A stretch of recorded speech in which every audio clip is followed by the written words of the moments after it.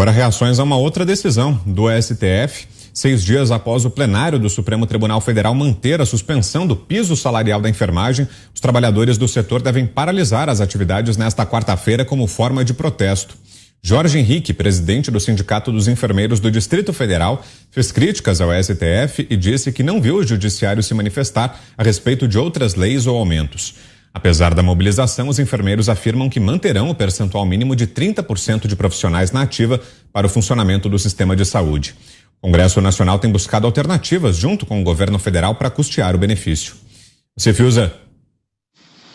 Ô, Vitor, a gente poderia até transigir com a ideia de que o Supremo Tribunal Federal, assumindo para si parte das funções executivas, inventando um semipresidencialismo, etc. e tal, até, quem sabe, né, poderia ser um regime híbrido, né? Já se falaram em parlamentarismo branco e tal, a gente até poderia estudar isso. Só que feito dessa maneira não dá para acreditar. Primeiro que essa corte ela só faz política o tempo inteiro.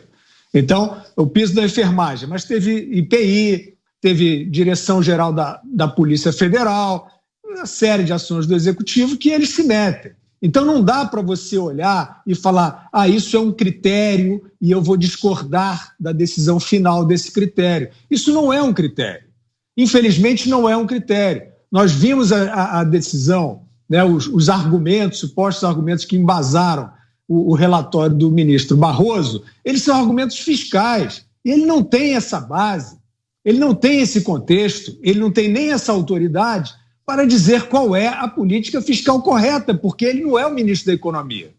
E, ao contrário do que ele alega, é falsa esta alegação que ele traz, né, de que não há sustentabilidade fiscal para essa medida. Então, infelizmente, o próprio STF se desautoriza, se desmoraliza com essa epidemia de ações. Aí, a gente falava anteriormente da questão das armas, isso precisava ser um tema que precisa ser discutido com responsabilidade, com maturidade no país, mas não, eles criam essa historinha antes da eleição, aí vem o presidente do TSE, o presidente do TRE do Rio de Janeiro, vou prender em flagrante, quem tumultuar, não sei o que lá. Quer dizer, eles ficam criando essa história rala de que é isso, de que existe o presidente e os seus milicianos, né, seus milhões de milicianos que vão tumultuar, que vão causar distúrbios, etc. Então, tudo isso é artificial. Nada disso é política pública, nem se a gente fosse discutir um semipresidencialismo. Você, Schelp, 2 minutos.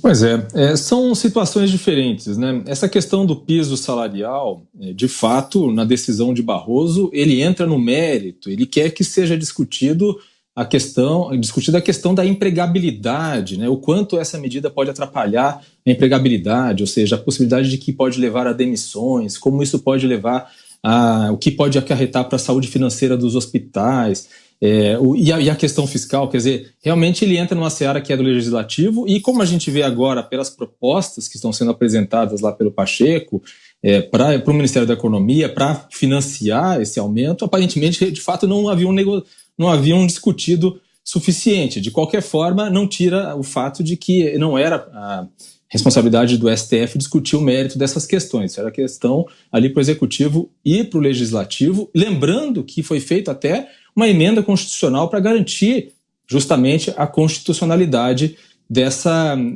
elevação, né, desse estabelecimento de piso para o salário da enfermagem. No caso das armas, pode-se questionar aí a questão da urgência que o Fachin elencou para tirar essa questão aí das vistas do Nunes Marques, mas é algo diferente. De fato, há uma lei, a lei do Estatuto, que foi desrespeitado, quer dizer, houve o referendo em 2005, eu acompanhei muito de perto aquela discussão, houve o referendo em 2005 que em que a população majoritariamente votou contra a proibição do comércio de armas e munições, e de fato o governo Lula desrespeitou aquela decisão popular, mas o fato é que permaneceu, né, o Estatuto do Desarmamento, continuou sendo aplicado.